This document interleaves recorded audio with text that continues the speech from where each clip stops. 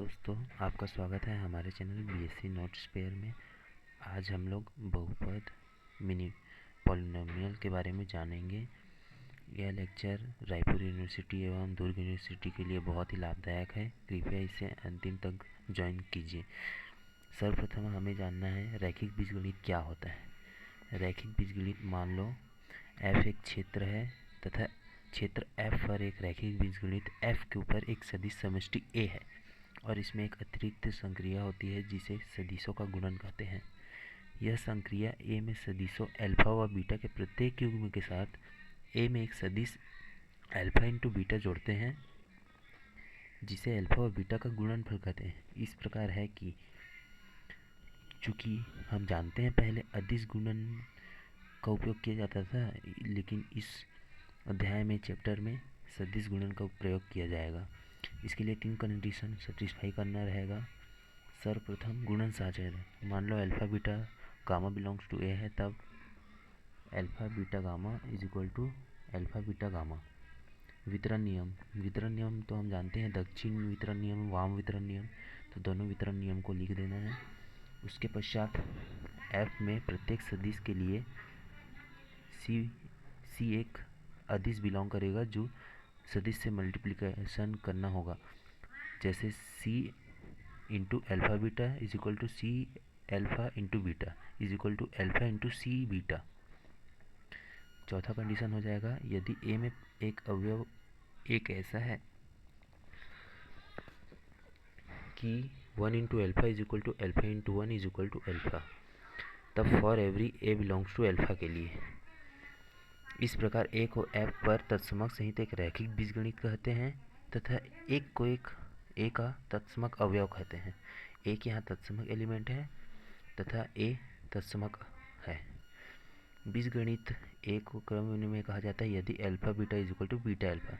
क्रम विनिमय गुणधर्म से हम जानते हैं for every alpha beta belongs to a के लिए। इस प्रकार बहुपद, बहुपद क्या होता है इसके बारे में आप जानेंगे।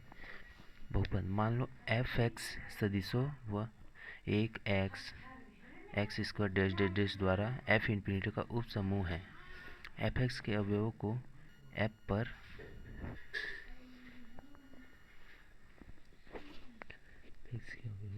बहुपद कहते हैं।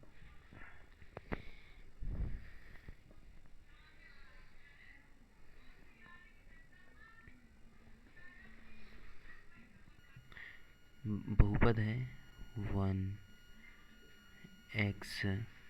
X square dash dash dash x की power n dash dash dash. इसको f इन्फिनिटी का अवयव कहते हैं जो इन्फिनिटी तक जाता है। इस प्रकार आगे बढ़ेंगे। चूँकि f x और उसकी घात के सभी रैखिक संयोजनों से मिलकर बना है, f इन्फिनिटी में एक शून्येतर सदिश एक बहुपद होता है यदि और केवल यदि कोई पूर्णांक n इज ग्रेटर देन 0 हो जिससे fn नॉट इक्वल टू 0 हो और जिससे सभी पूर्णांक k is greater than n के लिए fn इज इक्वल टू 0 हो। यह पूर्णांक स्पष्ट रूप से अद्वितीय होता है और इसे f की घात कहते हैं। f की घात को डिग्री f से निरूपित करते हैं। यदि f घात n का शून्येतर बहुपद है, शून्येतर बहुपद किसे कहते हैं, शून्येतर बहुपद जिसमें कोई ना कोई एलिमेंट नॉन ज़ीरो होगा। Non zero element, non zero element, non zero element, non zero element, तब इसको बहुपद के रूप में कैसे लिखेंगे। f is equal to f not x not plus f1 x1 plus f2 x square plus f3 x की power 3 plus dash dash dash fn x की पावर n f, जहाँ fn नॉट इक्वल टू 0 है। ठीक है बच्चों, इस प्रकार हम आगे बढ़ेंगे। अदिश बहुपद, अदिश बहुपद जो c की पावर c इंटू एक्स की पावर 0, यहाँ जो अदिश सदिश राशि है x, इसका पावर क्या है 0, तो क्या हो जाएगा ये अदिश बहुपद। इसी प्रकार एक गुणांकी बहुपद, एक गुणांकी बहुपद जिसमें fn इज इक्वल टू 1 होगा और n घात का होगा, तो उसे एक गुणांकी बहुपद कहते हैं। जैसे यहाँ से यहाँ तक, समझ आया। इस प्रकार बहुपद 3 प्रकार के होते हैं ये भी।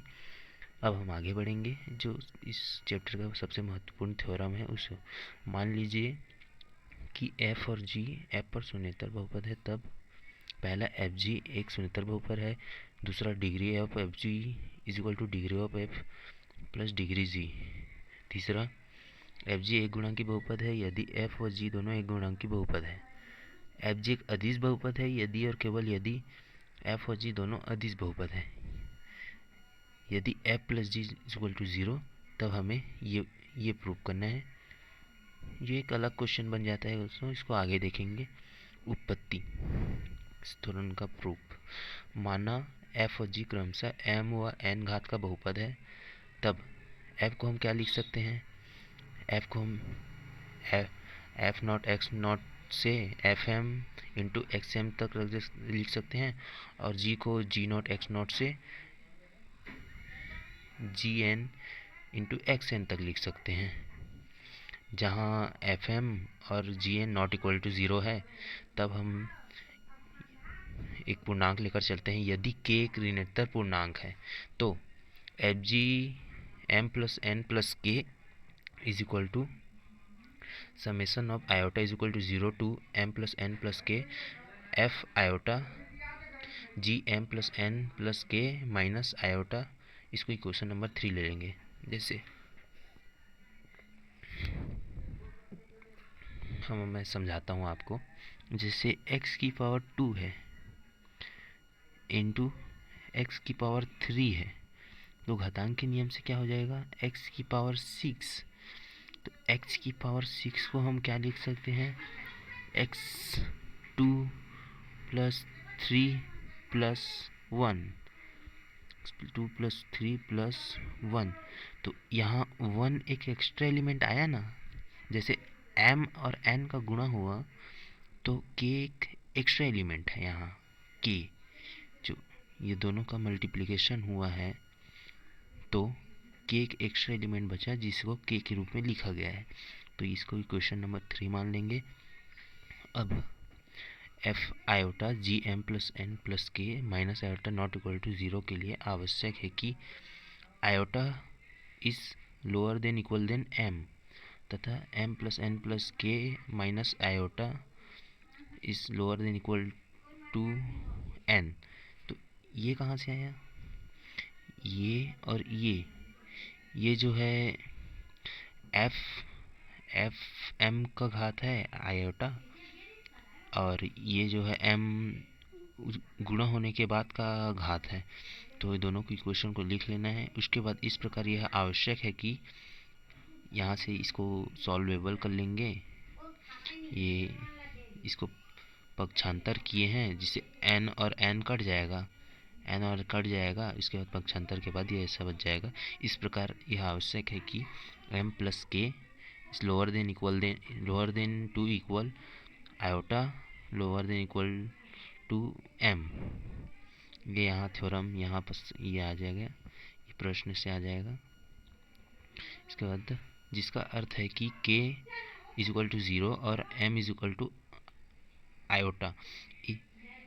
इस आयोटा या आई भी पढ़ सकते हैं इसको, आई इस प्रकार हमें प्राप्त होना चाहिए f g m plus n is equal to f m g n, तथा f g m plus n plus k is equal to 0। ये इक्वेशन नंबर 4 और 5 जो प्राप्त हो जाएगा हमें।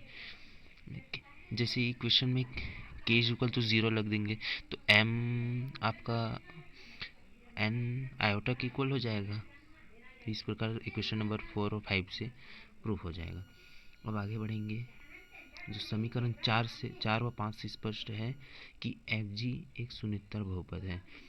जैसे शून्येतर बहुपद क्या होता है, कम से कम एक एलिमेंट 0 ना हो। तब इक्वेशन नंबर 4 क्या है हमारा, इक्वेशन नंबर 4 से स्पष्ट है कि F M into G N जो एम पावर और एन पावर वाला वैल्यू है वो नॉन ज़ीरो एलिमेंट है। तो इस प्रकार ये शून्येतर बहुपद है। पहला प्रूफ हो गया यहाँ पहला। उसके पश्चात समीकरण 4 से स्पष्ट है degree of F G is equal to M plus N, समीकरण 4 से स्पष्ट है। तो इसके लिए इसको हम लिख सकते हैं degree of F G is equal to degree of f plus degree of g. ये वाला भी प्रूफ हो गया, दूसरा नंबर। इसके बाद समीकरण 4 व 5 से स्पष्ट है एफ और जी एक गुणांकी बहुपद है, फलतः एफ जी भी एक गुणांकी बहुपद होगा। इस प्रकार यह भी प्रूफ हो गया, तीसरा नंबर वाला। इस प्रकार अब चौथे में जाएंगे। समीकरण 4 और 5 से स्पष्ट है कि यदि एफ और जी अदिश बहुपद है तब एफ जी भी अदिश बहुपद होगा। जैसे F is equal to C one X not, G is equal to C two X not. तो ये दोनों का मल्टीप्लिकेशन करा देंगे तो सी वन और सी टू एक्स नॉट, जहाँ सी वन और सी टू अदिश राशि है और एक्स नॉट भी अदिश राशि है, तो एक अदिश बहुपद हो जाएगा। अदिश बहुपद, अदिश, समझ आया यहाँ तक। फिर अब समीकरण 5 के लिए हमें क्या करना है, f और g के मानों को हमको जोड़ देना है। तो f plus G, F not x not जो मान है इनको रख कर जोड़ दीजिए। अब हमें कंडीशन रखना है अप्लाई टू n है और F M plus G N या जी एम दोनों में से कुछ भी लिख सकते हैं, क्योंकि m को हमने n के इक्वल माना है, इसलिए F M plus G M not equal to 0।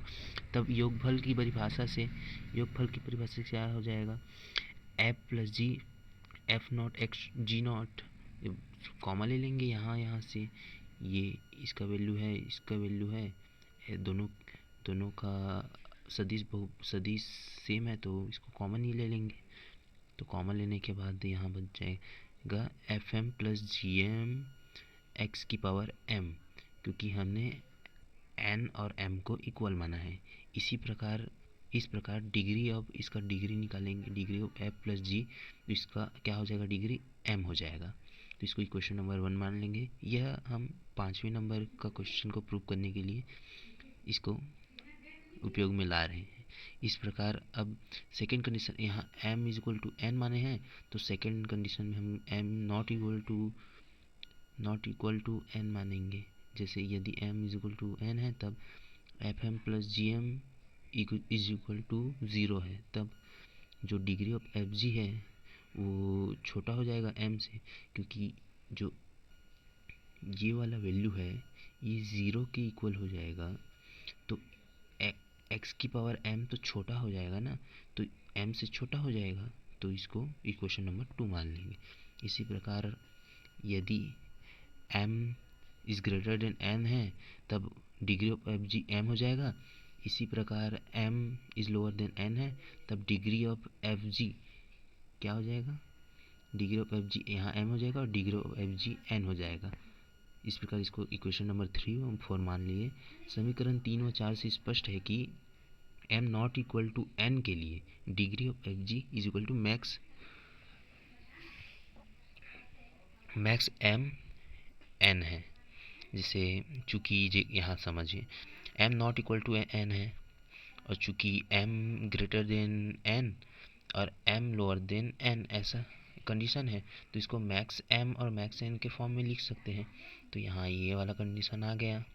अतः हम निष्कर्ष निकालते हैं इक्वेशन 1 2 3 4 से, जो मैक्स एम एन है जब m not equal to n है और जब m इक्वल टू n है, F M plus G N not equal to 0 है तब m डिग्री है, और डिग्री m से छोटा है जब m is equal to n है, तथा F M plus G M is equal to 0 है।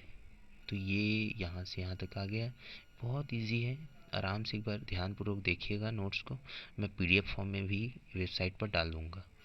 इस प्रकार उपरोक्त से स्पष्ट है कि degree of F G is equal to और lower to max m n implies degree of F g lower than equal to max degree of f degree of g. जो यहाँ m है डिग्री f का value है, degree f का, और n है जो डिग्री g का वैल्यू है। इस प्रकार ये प्रूफ हो जाएगा, जो 5वें नंबर का है फॉर 5 प्रूफ हो जाएगा। तो इस प्रकार इस थ्योरम को प्रूफ किया जा सकता है। आगे के वीडियो के लिए, आगे के थ्योरम के प्रूफ के लिए आप हमारे चैनल को विजिट कर सकते हैं। इसका मैंने एक प्लेलिस्ट डाल दिया है, कृपया उस पर चेक करते रहिए। धन्यवाद।